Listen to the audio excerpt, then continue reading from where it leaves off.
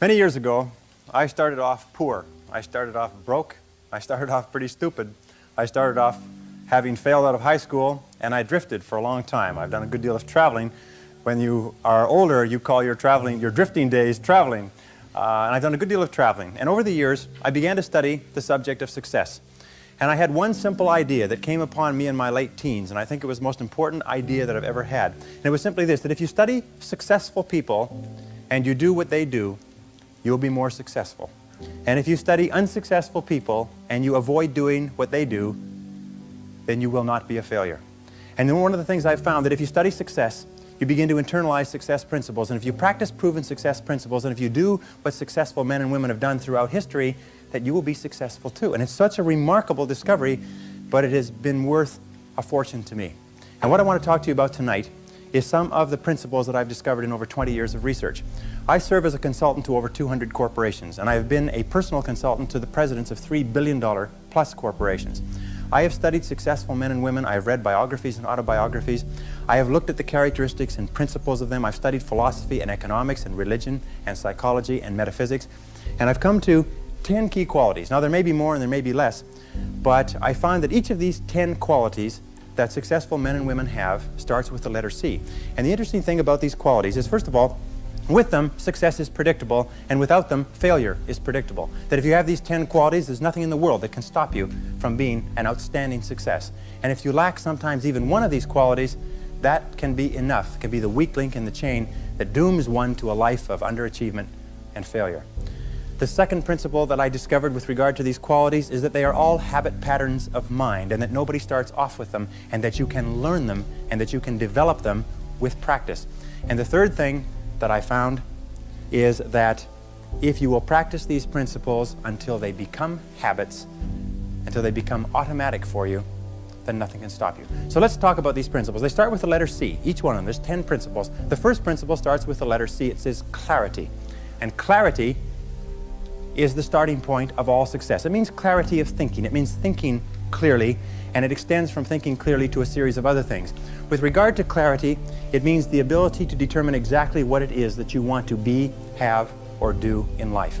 And the more I study successful men and women, the more I find that every single one of them, the top 5%, are very clear about where it is they're going and what it is they want to accomplish. And when I look at unsuccessful men and women, or men and women who seem to be unhappy and floundering, I find that almost invariably they have a very, very limited sense of direction, sometimes no sense of direction at all. You see, we as human beings are goal-seeking organisms. We only function at our very best when we're working toward accomplishing something that is important to us. And in my estimation, 80 to 90% of all the unhappiness, hostility, violence, psychosomatic illness, alcoholism, drug addiction, and so on in our society is caused by people having no sense of direction. They don't know where they're going. As they say, if you don't know where you're going, any road will take you there. I remember the analogy, the fellow goes up to the edge of the woods and he sticks his rifle into the woods and he closes his eyes and goes blam, blam, blam, blam, blam. Puts his rifle down, turns to his friend and says, boy, I sure hope something good runs into that. Now, if you understand this principle is terribly important. You can be the most talented, the smartest, the best educated person with the most valuable contacts and all the advantages in life, but if you are not focused, it doesn't do you any good at all. I wrote in an article for the Wall Street Journal that if you do not have clear, specific goals for your life, you are doomed forever to work for people who do. And that seems to be the case. And yet only 5% of people have goals. So the key starting point with regard to clarity is to know where it is you're going and what it is you want to be and what it is you want to have and what it is you want to do. Because in America, in the most blessed society in all of human history, you can have anything in the world that you want if you can decide what it is that you want. The second key with regard to clarity is decisiveness. Be decisive. I've never met a successful person who was indecisive, and I've never met a failure who was decisive. Be decisive. Develop the characteristic and quality of decisiveness. We know that the reason why we are indecisive is because we're afraid of making a mistake. But the terrible thing is that the way that we think becomes a habit, and the habit of indecisiveness can condemn us to failure. We can be talented and intelligent and ambitious, but if we cannot make the hard decisions in our life, and if we cannot make decisions readily, then what happens is we always have to work for people who do make decisions readily. Now, the interesting thing about decisions is that about 80% of decisions should be made the first time they come up. 80% of decisions should be made the first time they come up. And if you make decisions every single time they come up, sooner or later you will develop the habit of decisiveness.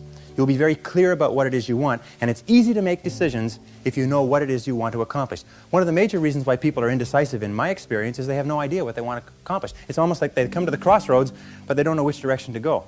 80% of all decisions should be made the first time they come up.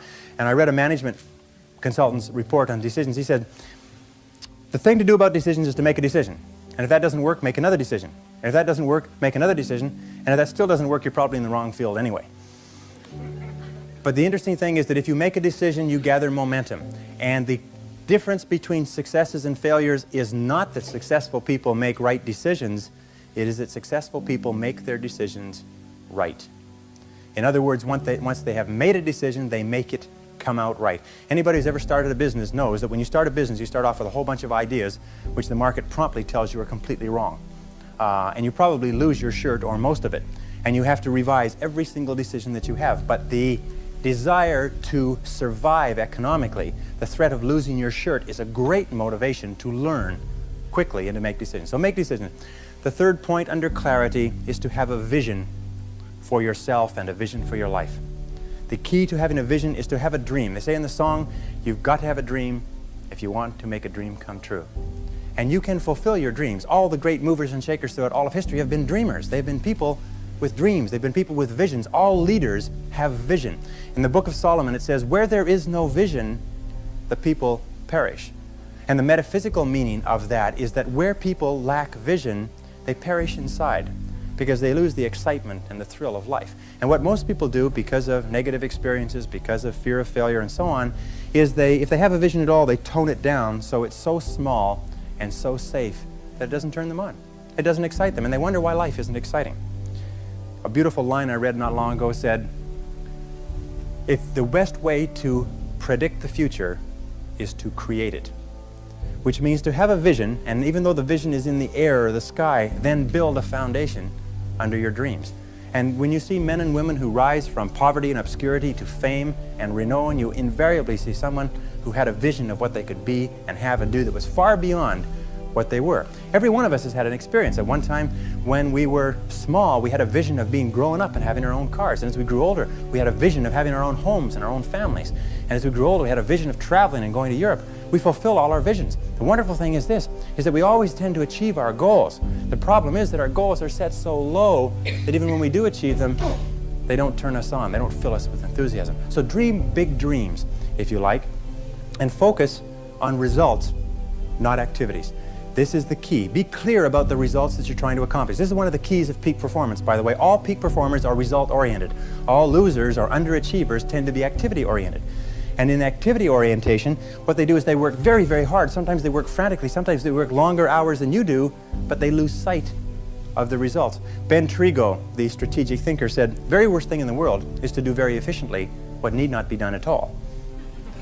And many of us work very, very hard to do very efficiently what need not be done at all. And anybody who's ever had employees will tell you that every single day you come across your employees doing something very diligently, but it's completely irrelevant to the success of the business. So focus on results. Here's a key question to ask yourself in your working life. I think it's one of the most important key questions. I'll give you two. Number one is, what results are expected of me? What results are expected of me? Not what activities, but what results or what outputs, what am I supposed to produce in my job? A second question you can ask yourself is, why am I on the payroll? Why am I on the payroll? Many people, especially in sales, they make the mistake of thinking that shuffling cards and reading through their sales literature and organizing their multiple listings and having coffee with the other people and reading the newspaper advertisements that they placed last week, that this is all part of selling. No, selling is when you're face-to-face with a real live prospect who is willing and able and capable of buying a product. Everything else from that is self-delusion. What results are expected? The results that are expected of us in selling are sales. And the only time that we are working is when we are doing something that contributes directly to that result. Isn't that true? Of course. But of course, why do we do the other things? I've come to the conviction that the reason why we do the other things is because they are fun and easy rather than hard and necessary. I think the major reason why people fail in life, if I can pass this on, which wasn't part of this, but major reason why people fail in life is because of the expediency factor. That we always do, and we always take the fastest and easiest route to get the things that we want. But the fastest and easiest route in life is almost always the route to failure. It's short-term gain for long-term pain. We do what is fun and easy today instead of what is hard and necessary, and then we have to do what is hard and necessary at the end of our life when it's too late. And you'll find that the willingness and the ability to discipline yourself, to be clear about what it is you want, to be clear where you're going, to be clear about the results that you're expected to accomplish, and then to only work on those results. The ability to discipline yourself to do that is absolutely critical for success. It is not possible to conceive of a person being successful who is not capable of disciplining themselves to do what is hard and what is necessary rather than what is fun and easy. And especially when it comes to managing your time, when it comes to looking at what you should do on a day-to-day basis, focus on results, not activities. Now let me give you a method which has helped me. Write out your goals. All goals have to be in writing, by the way. If you don't have your goals in writing, then they're not really goals at all. They're merely wishes. And as they say, a wish is merely a goal without any energy behind it. Have your goals in writing. Write them out very specifically and clearly, and then do this. Every single morning, rewrite your major goals in the first person singular as though they already existed. Rewrite your major goals every single morning. Now, this should take you about 2 to 4 minutes, maybe 5. You can do it all in a paragraph. For instance, if your goal is to earn $50,000 a year, every single morning write, I earn $50,000 a year. If your goal is to be excellent in real estate, say, I am an excellent salesperson in my field. If your goal is to weigh a certain number of pounds, if your goal is to enjoy a certain kind of life, write down your major goals in the first person singular as though they already existed today every single morning. And then every single evening, take about 5-10 minutes, instead of watching television, just before you turn on the television, say, wait a second, I've got to review my progress. And sit down and review what you've done in the course of the day and say, what have I done right today? What have I done right that's moved me toward my goals? And second question is, what would I do differently if I had today to do over again? Those 4 steps, by the way, writing and rewriting your goal each morning, reviewing them in the evening, and asking yourself those 2 questions. What did I do right? What did I do that moved me toward my goals today? And what would I do differently if I had the day to live over? If you'll ask yourself those 2 questions, in the next 30 days, you'll accomplish more than you accomplished in the last 6 months. This is the most incredible method I've ever seen. I learned it some years ago. Just rewrite your goals every morning. Because every time you write your goals down, you're programming them into your subconscious mind. When you program them into your subconscious mind, you set up a field of vibration within your brain.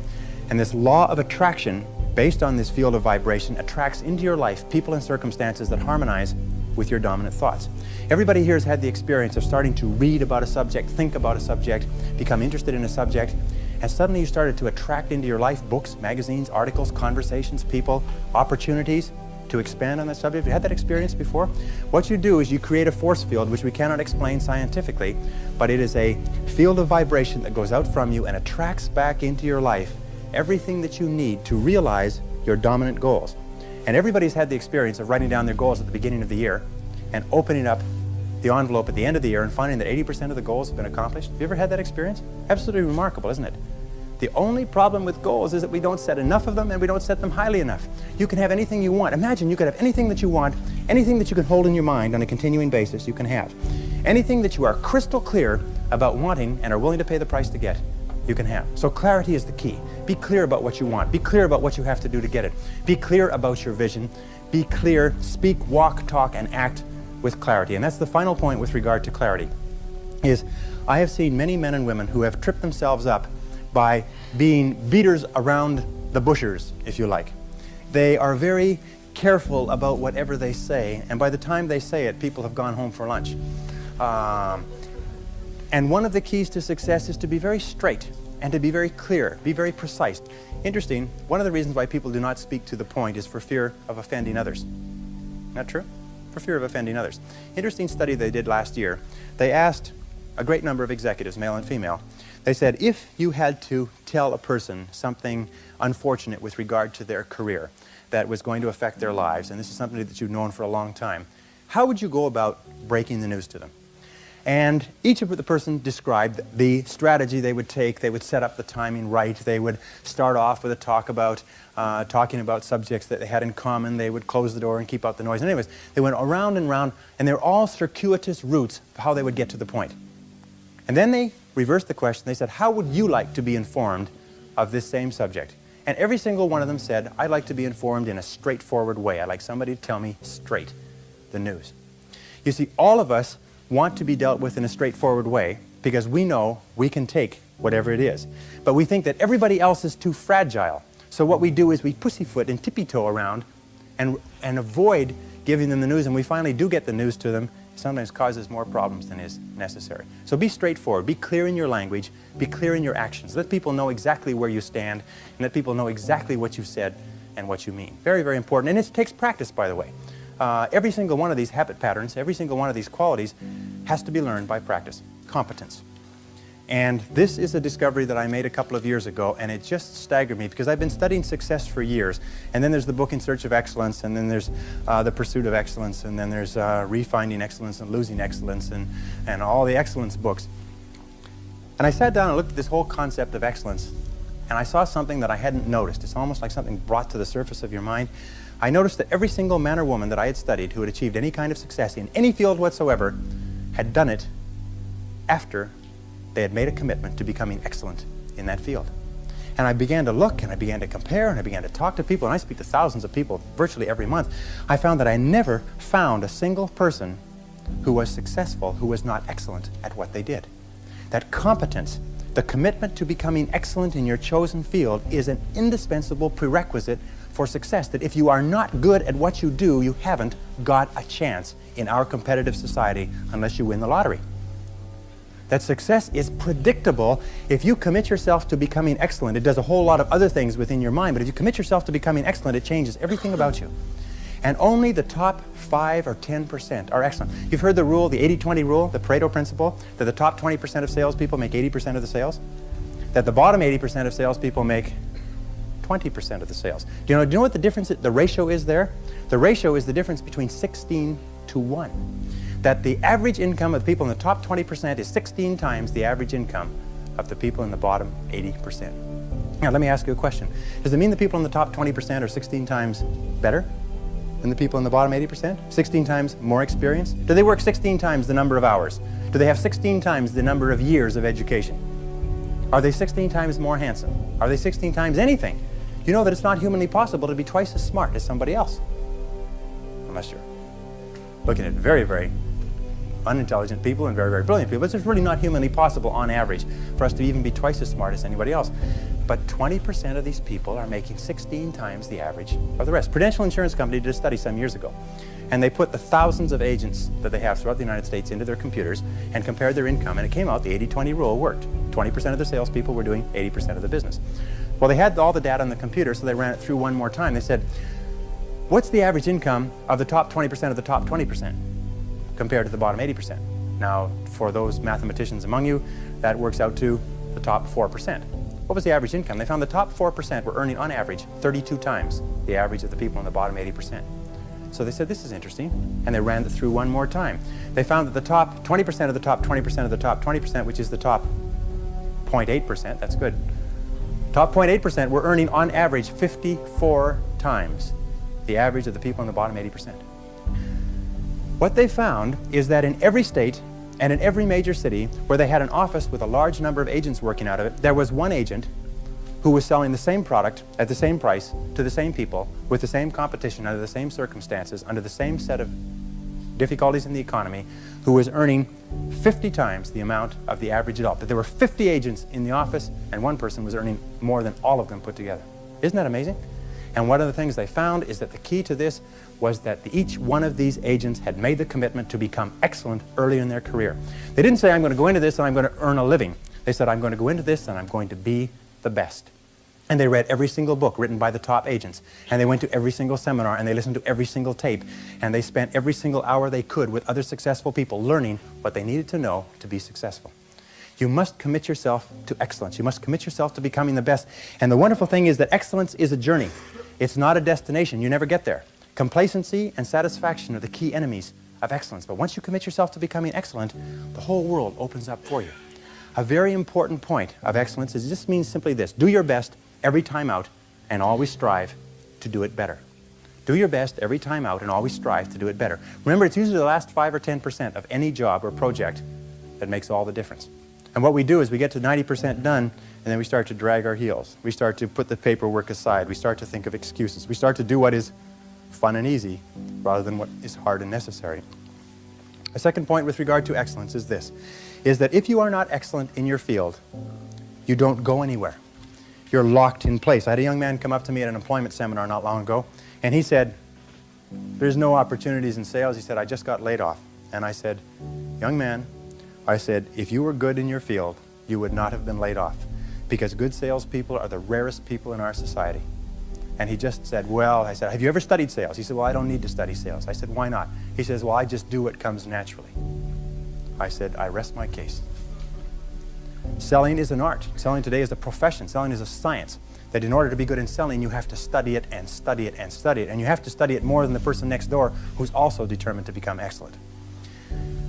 Excellence yields opportunities, because when you become good, you open up. It's almost like the Red Sea of opportunity opens up in front of you. When you become excellent, you come to the attention of people, and people try to get you, and they give you more responsibilities and more opportunities. And you know, when you put on your business card that you're the top person in your particular field, people like to buy from the best salespeople in their fields. And by the way, you can tell how excellent you are at any time. Any time of your life, you can tell how excellent you are. Very simple measure. How many job offers have you had this month? Interesting question. How many job offers? How many people called you up and said, I want to hire you away from where you are and I'll pay you more and give you a better deal? Because excellent people get job offers every month. Some of them get job offers every single week. If you're not getting job offers, the market is telling you this is what they think of your level of competence. Very, very important. And if you're going to do anything at all, the only time you're going to get any joy out of it is if you do it well. You see, when we do something well, it gives us a feeling of self-esteem and pride. We feel like a winner. But if we do things in an average way, it doesn't give us anything. You notice that? It doesn't give us anything. We do it in an average way, it doesn't give us anything. But if we do it in a really exceptional way, it makes us feel wonderful about ourselves. That's why the companies that have committed to excellence are not hundreds of percent better in any given area. What they are is they are 1 or 2% better in 100 different areas. And that's the key. You see, you don't have to be a quantum leap different from somebody else. You just have to be a little tiny bit different in the critical areas that make a difference. And you can achieve that simply by making it a goal, setting it as a goal, and working on it. You can become anything that you want to become. The harder you work, the better you get. The harder you work, the better you get.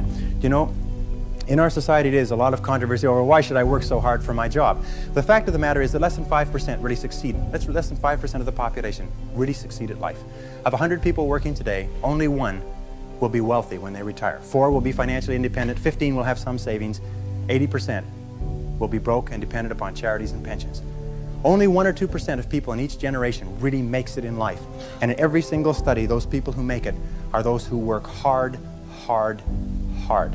And if you think that it's hard to be successful, try being a failure. Try coming to the end of the trail with no money, dependent upon pensions, and you don't know what hard is until you try living like that. But if you work hard, the average self-made millionaire in America works 12 to 13 hours a day, works about 60 to 65 hours a week. I'll tell you this with regard to hard work, that in our society, you only work 8 hours a day for survival. Everything over 8 hours is for success. And if you're only working 8 hours a day, you're in trouble. If you're only working 8 hours a day, you better have a rich uncle, or you better have somebody else who's going to take care of you, because 8 hours a day only gets you survival in our society. Because it's so competitive that somebody else is working 9, they've got an edge on you. Somebody else is working 10, they've got a bigger edge on you. Every hour over 8 that you invest is an investment in your future, is an investment in your success. And if you put in the hours over 8, whether it's studying or reading or working, if you put in the hours, it will pay off, and it will pay off in spades. It's like throwing seed in the ground. When you throw a seed in the ground, the plant that comes up is not just one seed, it's hundreds of seeds. There's a crop that you put in, but you must put the seed in the ground first. The market only pays excellent rewards for excellent performance. It pays average rewards for average performance. It pays below average rewards for below average performance. And I talk to men and women all over America who are unhappy, and they're sad, and they don't like their work, and you know why? It's because they're not good at what they're doing. And let me give you a couple of key points. First of all, you'll never have a feeling of self-esteem and self-worth. You'll never feel wonderful about yourself until you know that you are good at what you're doing. Number 2 is if you do not love your work enough to want to be the best at it, get out of it the way you would get out of a burning house. Do not stay at a job that you do not love, because it is the high road to failure, dissatisfaction, frustration, and unhappiness in life. Concentration. I think that the ability to focus and concentration are the 2 keys to success in life. That the ability to focus clearly and know exactly what it is you want to accomplish, and the ability to concentrate single-mindedly on accomplishing that one thing without diversion or distraction are the keys to success. It's the #1 key to effectiveness, is to be able to sit down and look at your work and use the 80-20 rule. Say to yourself, which is the 20% of the number of things that I have to do that account for 80% of the value of my work? And always work on the top 20%. You see, in life, there's never enough time to do everything, but there's always enough time to do the important things. Instead of doing what is fun and easy, which is what most people do, you know what they do? They make a list of everything they have to do, and then they start at the bottom of the list and they work on the irrelevant things. At the end of the day, they haven't got anything done. Successful people, peak performers, concentrate on the top items. And remember, anything other than working on the top items on your list is a waste of your time. And time management is not just time management is life management.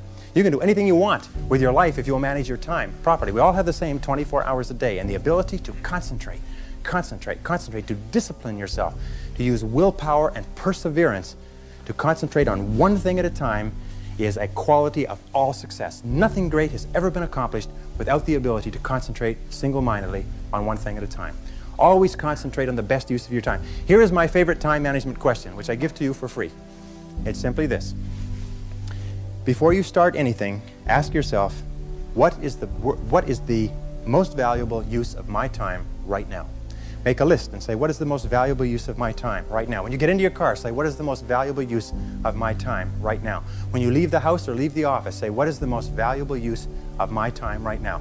Ask yourself that question over and over and over again. Repeat it and repeat it and repeat it until it's driven into the subconscious mind as a command. And whenever you have a temptation to do something that is small and irrelevant, that command will go, blam, what is the most valuable use of your time right now? And you, ooh, and it'll push you into doing what is the most valuable use of your time. And whenever you're working on the most valuable use of your time, you feel great. You get concentrated effort is a source of energy and enthusiasm. It makes you feel wonderful when you're working on something important, and it makes you feel nothing when you're working on something irrelevant. Develop a sense of urgency. A sense of urgency is a quality that is possessed by only 2% of the population. 2% of the population do things fast. 2% of the population have a bias for action. In Tom Peters' wonderful book, In Search of Excellence, he says that all the excellent companies have a bias for action. And all of the companies that do not classify or do not come into the excellence category do things when they get around to it. You call them up and you have a problem or a complaint. You hear from them 3 or 4 weeks later. But the excellent companies, you call up with a problem or complaint, and bang, there's somebody back to you in 2 minutes. If you ever want an experience, call IBM, call Hewlett-Packard, and say, I'm having a problem getting some information. I'm having a problem with my PC. They won't let you off the phone until they've taken care of you. You call the other companies, they'll say, it's not my job. They'll say, the guy who takes care of that isn't here. When will he be back? I don't know. Can you take a message? I don't have a pencil. You know, you've spoken to those people? And then they can't understand why they're struggling. You know that 20% of the companies make 80% of the profits in every industry? Interestingly enough. So develop a sense of urgency. Get the reputation as the person who does things fast. Develop a reputation for speed and dependability, and your future will just open up in front of you. Imagine if you owned a company, and you had 2 people in the company, and both of them were reasonably well talented, both of them were doing reasonably well, except one person had a sense of urgency and did things fast. And every time you give them something to do, they took it and they ran with it like a ball player catching a fumble and running for the goal line. The other person got to it after lunch, or maybe next Monday, or no rush, week's almost over, Thursday afternoon, and so on. Which one would you give additional responsibility to? Which one would you promote? Which one would you spend money training? Which one would you send to places where you needed help? It's always the person with a sense of urgency. I can tell you this, that the sense of urgency for me has been worth hundreds of thousands of dollars. As a consultant, I have been able to save my clients sometimes millions of dollars by acting fast when they've given me a project to take care of, whereas if I had acted even a day later, it could have cost a fortune. And if you'll develop that habit of working fast, that sense of urgency, act now, do it now, do it now, do it now, in selling especially. Somebody calls you up and has a question, get back to them now.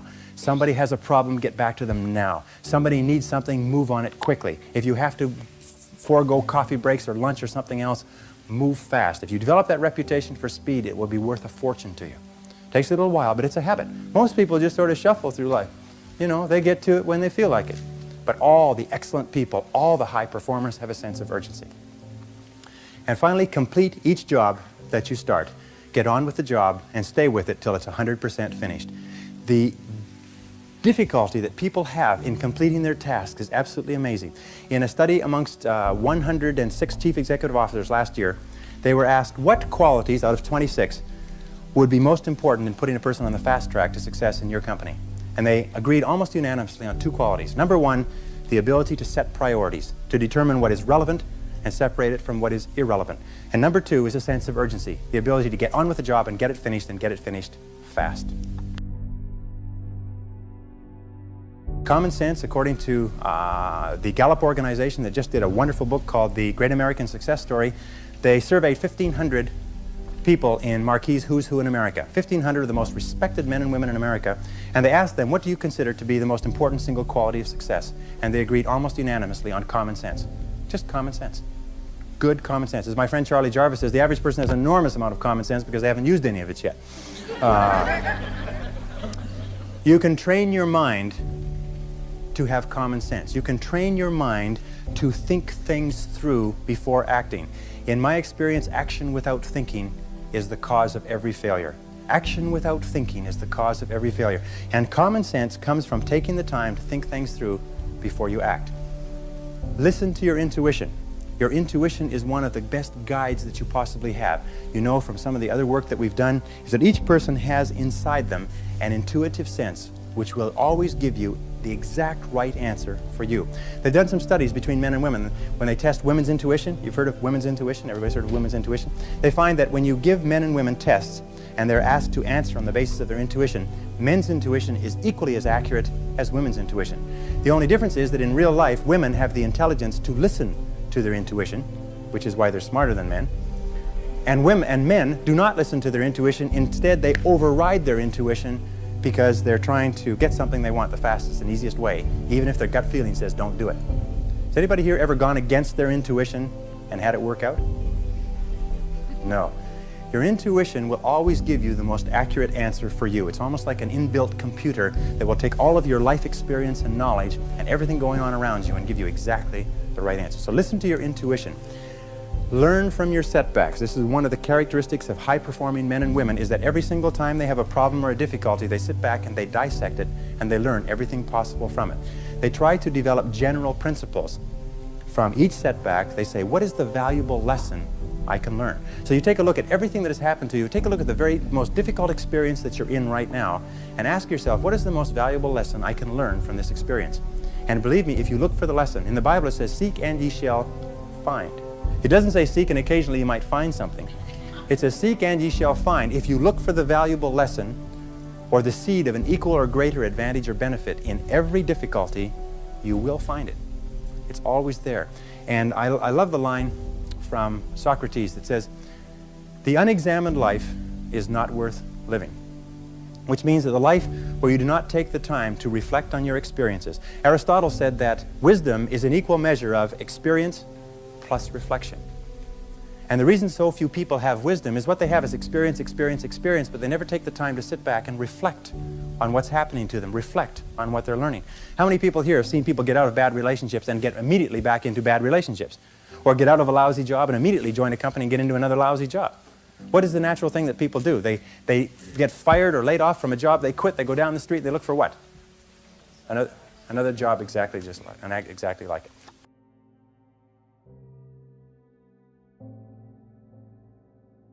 Tap your creative potential. Accept the fact that every single human being is a genius, and all successful men and women are creative. They're creative in that they respond to their world differently. They ask questions, they're flexible, they're curious. You know what the hallmark of creativity is? Curiosity.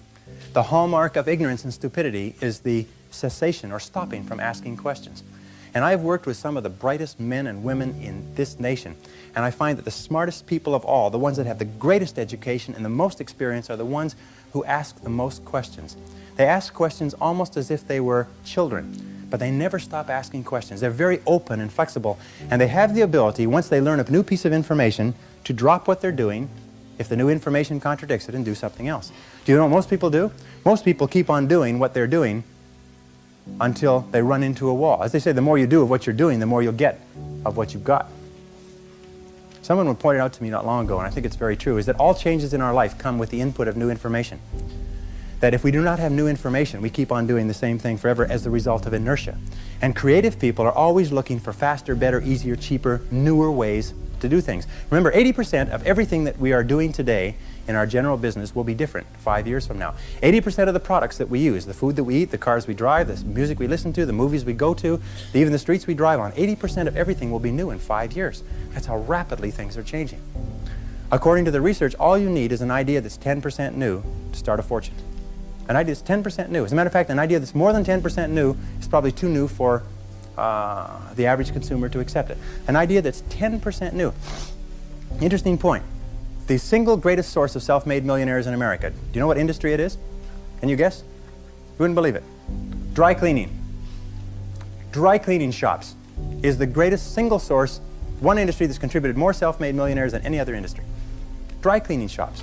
Now the key to this, if you want to become wealthy, if you want to be, I'm going to tell you something, that if you want to be wealthy in life, if you wish to become very wealthy, if you wish to become even a millionaire, you can do it if you're willing to pay the price. But most people become millionaires by offering a good or service that people use all the time, and they offer it just a little bit better. They do it just a little bit faster. They put a little bit more grace or finesse into what they're doing. They handle it, they wrap it, they are more polite. The restaurant that has people coming back to it may have food that's only 5% different, but it's the way the people handle it that's so different. You can do anything you want in life. All you have to do is find an idea that's 10% new. And you'll find it if you flood your mind, read magazines, read books, ask questions, ask why people are doing things the way they're doing. I was talking to a man not long ago who made $1 million in Chicago, and he made it laying bricks. And he never laid bricks in his life. But he went to a union bricklaying job, a large building downtown, and he asked them why they were laying bricks like that and why half the men were sitting around. They said, well, that's the way we always lay bricks. He said, well, how come all the men are sitting around? They said, well, because they have to lay the corners first and then the men fill the bricks in between. He said, why can't they lay the corners and the walls at the same time? He said, we just don't do it that way. So he sat down, knew nothing about construction. He sat down, he came up with a system that enables you to build the center of the wall and the corners simultaneously. And then he bid on construction jobs. And he could bid 40% under any company using the old method. And within a year, he'd made over $1 million in construction. He had half the construction in Chicago a few years ago. And he didn't know anything about it. Look for ideas. Keep your mind open and flexible. Ask questions. Remember, one new idea is all you need to start a fortune. And within every single person here, you have 4 ideas, an average of 4 ideas per year driving to and from work, any one of which will make you a fortune. Any one of which will make you wealthy. How many times, I can prove it to you. Want me to prove it to you? How many times have you been going about your daily business and you see the need for a product or service? And you say, now I wonder why somebody doesn't produce that. And about 2 or 3 years, then you say, well, it can't be any good. I thought of it after all. Like Groucho Marx, when he resigned from a club once, he said, I wouldn't be a member of a club that would have, I wouldn't stay in a club that would have me for a member. Have people like me for a member. So we get those ideas and we say, well, it can't be any good because I thought of it. And then 2 or 3 years later, a company comes out with that idea, or some company comes and makes $1 million at it, and you say, I thought of that idea 2 or 3 years ago. Every single person here has had that experience. What you have to do is trust your ideas. Trust your ideas. If you decide that you're going to earn a certain amount of money, that you're going to achieve a certain level of wealth, that you're going to achieve a certain life estate, and you program that into your subconscious mind, and you then turn it over to your intuition, you will get the ideas, the insights, the inspirations necessary to achieve your goals. And that's the only difference between very wealthy, successful people and the average person, is that they simply follow their intuition. They're not smarter, they're not different, they're not more educated, they're not more talented, they just follow that inner guide. Consideration is based on the fact that the quality of your relationships with other people, more than anything else, will determine your success in life. How well you get along with other human beings, your quality of interaction will determine your happiness, your success, your achievements, your wealth, and anything else. Charles Schwab, the founder of U.S. Steel, said that I will pay more for the ability to get along with others than for any other skill in America. And that's very, very true. Develop the people skills that you need to be successful. Take courses in communications. Take courses in effective listening. Take courses in public speaking. You know, one of the most important parts of communicating and getting along well with others is the size of your vocabulary.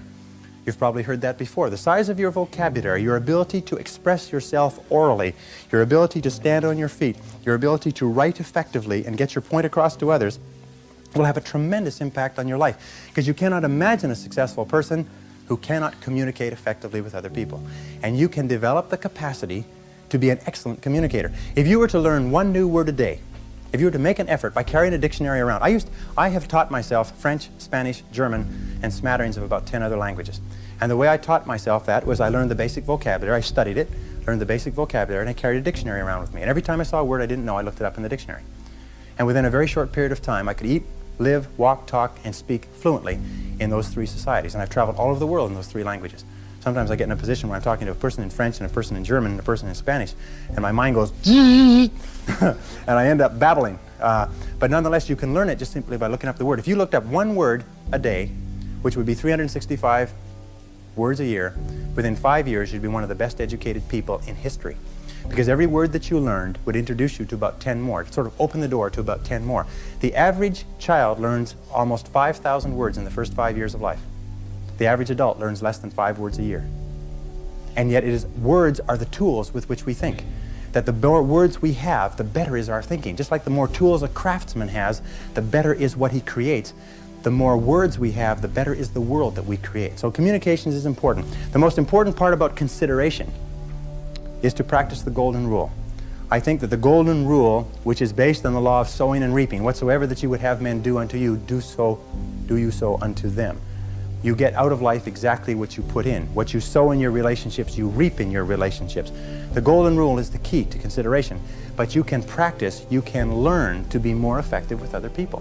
You can take courses in it. You can study behavioral psychology. Everybody in sales should be an expert on behavioral psychology. And whenever I hear a person say, well, I don't need to study that, I do, it comes naturally, the person is saying, I'm determined to be a failure for the rest of my life, and I'm announcing it to anybody who'll listen. Because sales is so precise. The ability to communicate and to persuade and influence other people is such a complex field that some psychologists study it all of their lives. If you become excellent in it, you can write your own ticket. Almost all entrepreneurial fortunes, people who start with nothing and become millionaires, do it because they're good salespeople. They're good at convincing others. They get excited about their ideas, but they have the skills to be able to persuade other people to go along with them. Does that make sense? Of course, because the opposite to persuading and influencing other people is to be ignored by other people and to be influenced by them. So it's a matter of choice. The Carnegie Institute of Technology did a study about 10 years ago now, and they studied 10,000 men and women who were let go from their companies. And they found that 95% of the people who were let go from their companies were let go because of their inability to get along with others. This is caused by low self-esteem more than anything else. In my estimation, those of you who know that low self-esteem, more than anything else, causes our personality problems. Not liking ourselves, not accepting ourselves, feeling inferior inside, causes us to lash out at other people. And the wonderful thing is that if you're clear about your goals and you're committed to becoming excellent and you concentrate single-mindedly on what is important to you, you have a tendency to like yourself more. Your self-esteem goes up. Your ability to get along with other people goes up. But if you have no goals and you're not very good at what you do and you're just doing whatever comes to hand, then your self-esteem goes down. So one of the things that we're talking about here is the building of the characteristics, the personality qualities that guarantee success. And self-esteem, of course, is the foundation of all success in relationship. Consistency is absolutely critical. You can have all of the others, but if you're inconsistent, it's going to really hurt you. Consistency means that dependable, steady, predictable work is always vastly superior to spurts or flashes of brilliance and genius. That the person who is like the tortoise, who just plods steadily away, old steady Eddie, is always the person who tends to be more successful than the one who flashes here and flashes there, but cannot be counted on over the long term. Be consistent in your relationships. Especially be consistent with your family, be consistent with your friends, be consistent with your boss, be consistent in your work. Make it so that you are the type of person that everybody can depend upon, that people will believe in and they'll depend upon, and they know that if you say something, that you'll do it.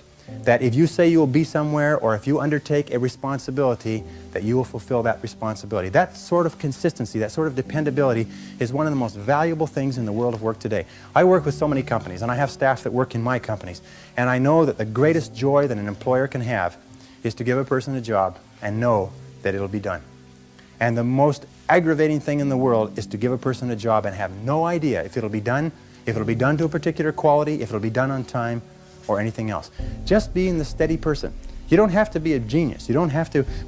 One of the things that I found, if I can pass this on to you, one of the things that I found when I was a young man, this cost me about 10 years of life, by the way, not 10 years so much, but 10 years in that I thought that you had to have good grades in school in order to be successful. And then later I thought that you had to have a university education in order to be successful. And then later I thought that successful people are people who are somehow better than you and I. They somehow have unique talents, that somehow the gods have descended from Olympus and touched them on the heads. But one of the things that I found is that nobody is better than you or I. When you see men or women accomplishing great things, they're not better than you or I. They're not different from you or I. They're just doing things in a different way. You look at a person you went to school with who's now doing surgery as a doctor. The person's the same person, except that they've learned how to do surgery. You look at a person who you went to school with who is now an outstanding success in a particular field. All they've done is learned how to be a success in that field. And consistency. There's a law of accumulation in the universe, if I can pass this on. A law of accumulation that says that even though you do 100 things or 1,000 things that you don't see, eventually they accumulate and they gather a force of their own. That every single great accomplishment in life is the result of thousands of minor accomplishments that nobody ever sees. One of the people on the program, Lifestyles of the Rich and Famous, who had become successful as a singer, they said, "Isn't it wonderful that you've become so successful as a singer?" She said, "Yes, it's wonderful." She said, "But when I'm up on stage in Las Vegas and I'm making $50,000 a week or whatever it happens to be," she says, "nobody sees the 16 years that I spent traveling around, living in a van, singing in cheap honky-tonks where people throw up on your piano and get drunk on the floor in front of you. Nobody sees the 16 years of living on the road, living at an average of less than $5,000 a year. What they see is the person up there on the stage. But every single great success was at one time a failure. And they failed and failed and failed and failed over and over again. And all great successes are a story of failure, failure, failure, failure, failure. Outstanding success. Boy, ain't he lucky. Isn't that right? Boy, he was lucky. He sure had the right connections. So consistency is important. And even if you don't see yourself getting the results, be consistent. Keep working. Steady, steady, steady. Knowing that you're accumulating. You're putting yourself on the side of the angels when you're working consistently. Finally, with regard to consistency, guard your integrity as a sacred thing. As Ralph Waldo Emerson said, nothing at last is sacred but the integrity of your own mind. Never compromise your integrity for anything, and never compromise your peace of mind for anything. You see, compromising your peace of mind is a way of compromising your integrity. Never do anything that disrupts your peace of mind. If it makes you feel unhappy, get out of it. Don't stay in relationships, don't stay in jobs, don't stay in situations that cause your peace of mind to be disrupted, because your peace of mind is the highest good that you have. And a person who practices consistency consistently structures their life so what they are doing is being true to themselves. What they are doing is living up to the very best that is in them as a human being. And that takes tremendous courage. It takes tremendous courage because it's so easy to go along with the crowd. But you'll never be really happy unless you know that you are being true to yourself and completely true to yourself. Commitment. I have found that the ability or the willingness to make a complete commitment to a job, a commitment to a relationship, a commitment to a profession, to make a commitment is one of the hardest things that human beings do. That very few people make commitments. That most people in this room, I hate to say it, most people in this room are not totally committed to their work. Oh yeah, they're doing it, they're in it, they're doing a reasonably good job, nobody's fired them yet, right? But they're not committed, their whole heart isn't into it. And yet no success is possible without commitment. Who is it that Emerson said that every great achievement is the triumph of enthusiasm? That the ability to commit yourself enthusiastically, wholeheartedly, 100% to what you want to do is the starting point of all achievement? That if you cannot commit yourself wholeheartedly, it probably means that it's not right for you? And that all of us in life seek for something that we can commit ourselves to. Alan Cox, in his book, The Achievers, which came out last year, found that the executives in the corporations that he studied who achieved the very most in the shortest period of time had found the proper niche for themselves and had lost themselves in their work. Dr. Shirley Blotnick's study of self-made millionaires, 83 out of 1,500 people became self-made millionaires over 20 years. He found that the one quality that they all had in common was that they picked work that they loved, they specialized in that work, they became very good in it, and they eventually became paid very well for it, and then they held on to the money. I throw that last one in because I know a lot of you can relate to that. They held on to the money. They didn't gamble or speculate. They were very conservative with their money. They got paid more and more, and they held on to it. One of them started off cleaning toilets on the night shift for an airline. And today he's the president of the airline and makes $1,950,000 a year. Now, he's been with the airline for 35 years, but it's not difficult to become a millionaire when you're making $1,950,000 a year. Even with taxes, you can still do pretty well. He found that the quality that separated these people from the ones who struggled for 20 years and weren't much further ahead than when they started was that they became totally absorbed in their work, totally committed to their work. They lost themselves in their work, and when they lifted up their head about the age of 43, 44, their accountant told them, by the way, you're worth over $1 million now. Did you know that? Most of them became wealthy without even knowing it. And so it's important that you find the work that you can commit yourself to. It's important that you find the relationship you can commit yourself to. And if you are an employer and you have people working for you who are not committed to their work, these people are like rotten apples in a barrel. I have found that people who are not committed to their jobs are people who will always cause trouble within an organization. And that people who are committed, you don't have to be the most talented, and you don't have to be the best looking, you don't have to be the best educated, but if you're committed to your work, you'll do more than all the people with all of those blessings. So commitment is important. Commit yourself to your boss, commit yourself to your job, commit yourself to your relationships, commit yourself to your company. Loyalty is one of the most valued single qualities in work. And Peter Drucker says that more executives fail in life because of lack of loyalty to their companies, to their boss, than for any other reason. And why is lack of loyalty? Lack of loyalty is just the expression of lack of commitment to that organization.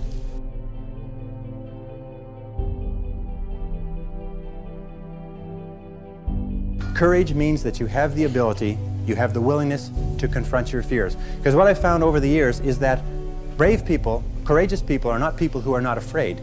They're simply people who master their fears. They're simply people who face their fears, confront their fears. And Mark Twain said it many years ago. He said, with regard to fear, he said, do the thing you fear, and the death of fear is certain. Now, fear and courage tend to be habits. That if you are afraid and you give in to the fear and you back away, it becomes a habit to back away whenever you're afraid or unsure. If you're afraid and you force yourself to confront the fear, it becomes a habit to confront the fear whenever you find something that you're afraid of. And you'll find that most fears disappear when you confront them.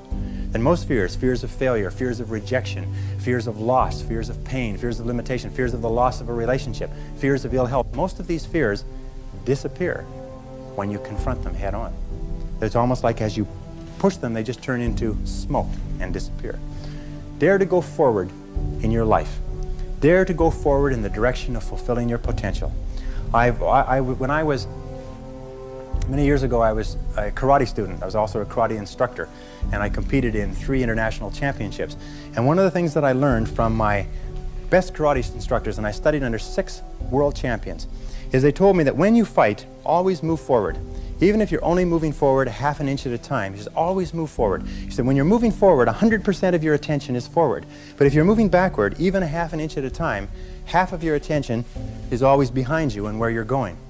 So always move forward. Always dare to go forward. Whenever you have a choice of either staying still and playing it safe or moving forward, move forward. Not because you'll necessarily succeed every time, because it reinforces and cements the habit of moving forward. And most people, when they have a choice of moving forward or playing it safe, play it safe. But I think General Douglas MacArthur said there's no security in life, only opportunity. Life is very perverse in a way, because the more we seek security, the less we have it. And the more we seek opportunity, the more we have security. Helen Keller said this beautifully. She said, life is either a daring adventure or nothing at all. That the tendency, she said in the earlier parts of this statement, she said the tendency to seek security is the low road to failure. That courage is absolutely essential. And one of the things that I used to think that if you were really courageous, eventually you got to the point where you weren't afraid. I'm going to tell you something, that if you're not a little bit afraid, at least 3 or 4 nights a week, you're not trying hard enough. If you're not falling on your face over and over again, if you're not trembling when you go to sleep with your heart pounding, then what is happening is you're not trying hard enough. You're living too far within your potential. That all really successful people live on the outside edge of what they're capable of. And it's always a little bit scary on the outside edge, because we all have feelings of uncertainty. We all have fears. We all have doubts that hold us back. But the brave person is simply the person who moves forward and keeps taking the chance. And you cannot imagine a successful person without courage. You cannot imagine a successful person without the courage to face and confront their fears and to move forward. In my experience, the fear of failure is the greatest single reason for failure in adult life. The fear of failure, the fear of making a mistake, of losing our money, our time, our effort, is what paralyzes us and holds us back. But the fear of failure is a habit which can be counteracted by the habit of courage. And if we don't overcome that fear of failure, then we'll just be like the 80–90% that do not fulfill their potential. See, the wonderful thing is only a few percentage of people fulfill their potential in any generation. And we can join those people simply by deciding to do so and doing what the other people do. It's as simple as that. If we decide to become an engineer, what do you study? You study engineering. If you want to become a better cook, what do? You study cooking. Do you try to do it all by yourself? No, you get cookbooks, you take classes, and so on and so forth. If you want to be successful, if you want to fulfill your potential, study the men and women who are fulfilling their potential and just do what they do. And finally, with regard to courage, the great expression of courage is to persist in the face of adversity, but to persist when things really get rough, to be able to pick yourself up and pick yourself up over and over again. And believe me, if you decide to go for the goal in your life, you're going to get knocked down over and over and over and over again. Every single week you're going to have heartaches and disappointments and frustrations and setbacks and obstacles, but without those obstacles, no success is possible. You see, the only way we can be successful is if we develop momentum. And we cannot develop the momentum unless we are struggling with obstacles. And struggle with adversity goes hand in hand with all great success. What most people do is they back away from adversity. But if you want to see if you're a brave person, what they call the 4 o'clock in the morning courage, wait when things go completely to pieces, when things are the worst, when your very best deal falls apart and your rent is late and you're tired and you're sick and everybody is mad at you and your car doesn't work, then it's the person that picks themselves up and says, nothing is going to stop me. You know, the best quality in the world that you can develop, and I give it to you because I made it my life's habit to develop this quality. I hope I've got it, I don't know for sure. But the quality is to develop the quality of being unstoppable. Develop the quality of being unstoppable. Say in yourself that no matter what life throws at me, it'll never stop me. No matter how rough it gets, I will never quit, and nothing will ever stop me. Make the decision that you can be tired, you can be worn out, but nothing is ever going to stop you. That's a wonderful decision, because then no matter what life throws at you, you pick yourself up and you say, okay, give it your best shot, as Fonzie says. Nothing is going to stop you. It's a wonderful feeling. It's a wonderful feeling. It's the basis of self-esteem. Is confidence, and confidence comes as a result of everything else. If you do all the things that we've talked about, if you concentrate on becoming excellent, concentrate single-mindedly, be clear about your goals, consider other people, practice the golden rule. If you practice courage, if you practice consistency, if you practice all of these, then pretty soon you develop a level of self-confidence. See, confidence comes as a result. You don't get confidence out of a bottle, you don't get confidence from a pill. You can't learn confidence in a motivational seminar. You only get confidence by doing certain things over and over again that build a solid foundation within your own mind that you can do whatever you need to do, that you have what it takes to be successful. Self-doubt is the great paralyzer of all activity. We all have self-doubt. And the way we overcome that self-doubt is by doing the things that we would normally back away from. As I say, continue to move forward. Self-confidence begets great achievement. You cannot imagine a successful person with lacking self-confidence. That the wonderful thing is this, and I learned this from a very great man who died recently, is that if you persist until you succeed at achieving a goal that is important to you, and you complete it like a degree in school, or you wrap up a sale, or you make a career successful, you plug into your subconscious mind a success pattern. And then the subconscious mind, running on the basis of inertia, attempts to adjust your words, actions, and feelings to duplicate that success pattern. And that's why they say nothing succeeds like success. That once you've been successful, you have a pattern set down which will enable you to apply that pattern to another part of your work to be successful in that. And the more you succeed, the more this pattern of success is reinforced. And you'll finally reach the point where it's impossible for you to fail if you succeed enough times.